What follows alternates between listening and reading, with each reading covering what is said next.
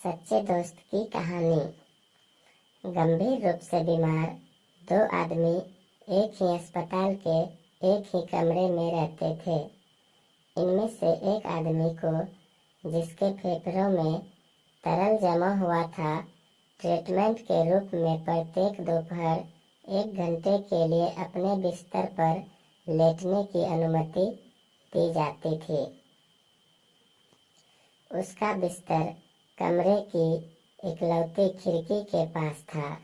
दूसरे आदमी को अपना सारा समय अपनी पीठ के बल फ्लैट लेटे लेटे उसी बेड पर बिताना पड़ता था।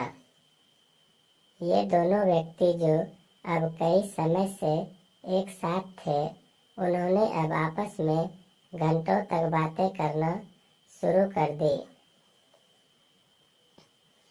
हर दोपहर जब खिड़की के पास बिस्तर पर बैठा आदमी 1 घंटा अपने बिस्तर पर बैठकर खिड़की से बाहर दुनिया के नज़ारे देखता था, तो वह अपने रूममेट को उन सभी चीज़ों का वर्णन करके सुनाता था और इस तरह वे दोनों ही बाहरी दुनिया से जुड़ा हुआ महसूस करते थे।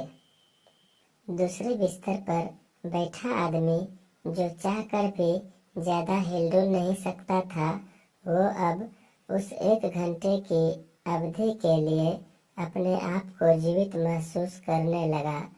इसी 1 घंटे के दौरान उसकी अस्पताल की बेबस दुनिया बाहर की दुनिया की सभी गतिविधियों और रंगों से विस्तृत और जीवित हो जाया करती।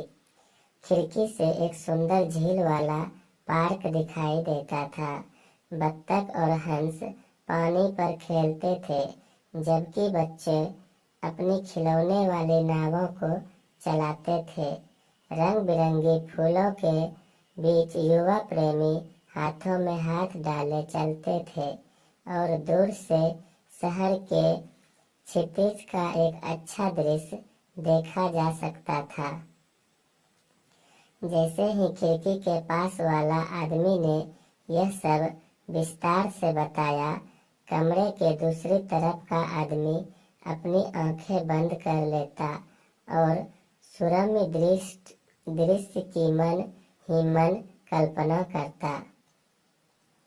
एक गर्म दोपहर को खिड़की के पास वाले आदमी ने वहां से गुजरने वाली परेड का वर्णन किया।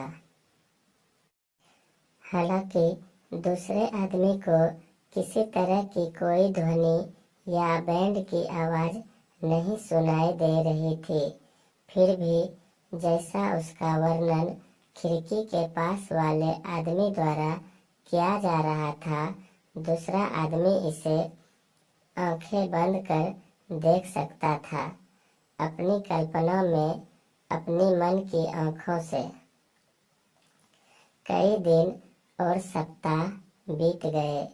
एक दिन सुबह नर्स स्नान के लिए पानी लेकर आई, तब उसने खिड़की के पास वाले आदमी के निर्जीव शरीर को देखा, जो उस दिन नींद में ही शांति से मर गया था। वह दुखी हुई और शव को ले जाने के लिए अस्पताल के परिचारकों को बुलाया। अपने इस मुश्किल सफर का एकमात्र हमसफर के जाने से पहले अधमरे शरीर वाला दूसरा आदमी जैसे मन से भी अधमरा सा हो गया।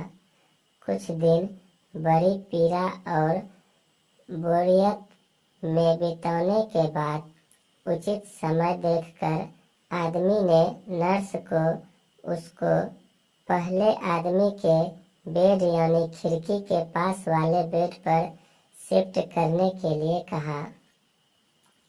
नर्स को कोई एतराज नहीं था। उसे शिफ्ट करके और यह सुनिश्चित करने के बाद कि वह सहज है, नर्स ने उसे अकेला छोड़ दिया। धीरे धीरे दर्द के साथ कई महीने के बाद बाहर की वास्तविक दुनिया को पहली बार देखने की लालसा में उसने अपने आप को किसी तरह एक कोहनी पर खड़ा किया और वह बिस्तर के पास ही खिड़की से बाहर देखने के लिए धीरे धीरे मुड़ा। उसके आश्चर्य का ठिकाना न रहा।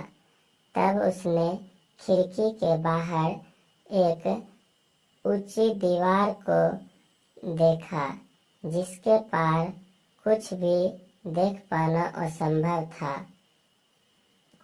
वो सोचता रहा पर कुछ भी समझ न पाया।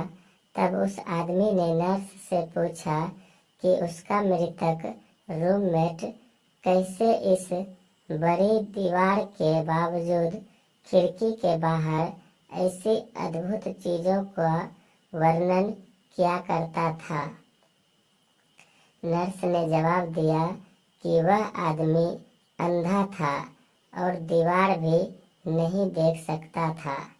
नर्स ने कहा, शायद वह सिर्फ आपको प्रोत्साहित करना चाहता था। कहानी का संदेश।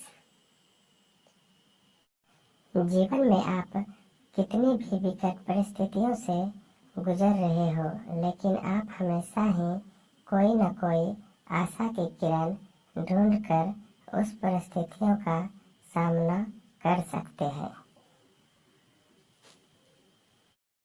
तो कैसा लगा आज का कहानी बताइएगा कमेंट में। अगर कहानी अच्छा लगा हो तो मेरे चैनल को सब्सक्राइब कर लीजिएगा और मेरे वीडियो को लाइक कर दीजिएगा। ऐसे ही